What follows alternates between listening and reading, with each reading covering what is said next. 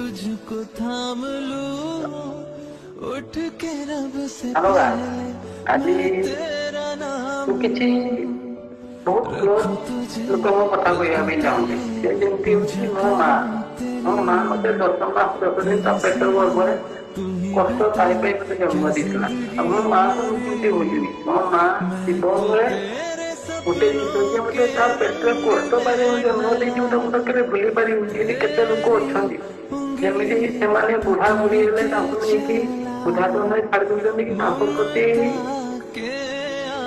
ମନୋଯୋଗ ଭାବ ରଖୁଛନ୍ତି।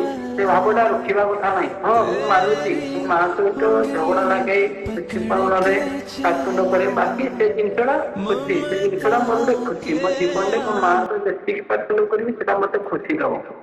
ତାପରେ ଆସିବେ ମୋ ବାପା ମତେ ହାତ ଧରି ଚାଲିବା ଶିଖେଇ ଦେଇଛନ୍ତି। ହାତ ଧରି ମୋ ବାପା ମତେ ଚାଲିବା ଶିଖେଇଛନ୍ତି। ମୋ ବାପାକୁ ମୁଁ କେମିତି ଭୁଲିବି। ବାପା ଜୀବନରେ ମତେ ହାତ ଧରି ଚାଲିବା ଶିଖେଇ, ମୁଁ ବି ନିଶ୍ଚୟ ବୁଢା ହେଲେ ତାକୁ ହାତ ଧରି ତାକୁ ଚାଲିବା ଶିଖେଇବି ନା। ତାକୁ ବି ମୁଁ କେମିତି ଭୁଲିଯିବି କି?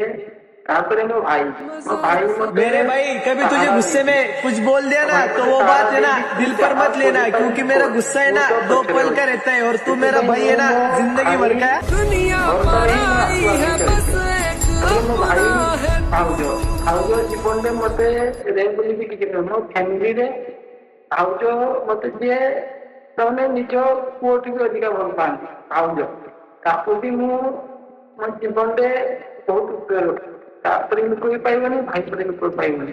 बाकी भगवान मते गोटे जिन देते भौणी, बाकी भौणी भी मुझे पाइबनी। भौणी दुनिया में मो समस्ते भौणी भौणी मुझे आज एति मो जीवन में मुझे जी जिन कथा मुझेदेली मो जीवन में मो फैमिली पर कहीं फैमिली ही मो जीवन।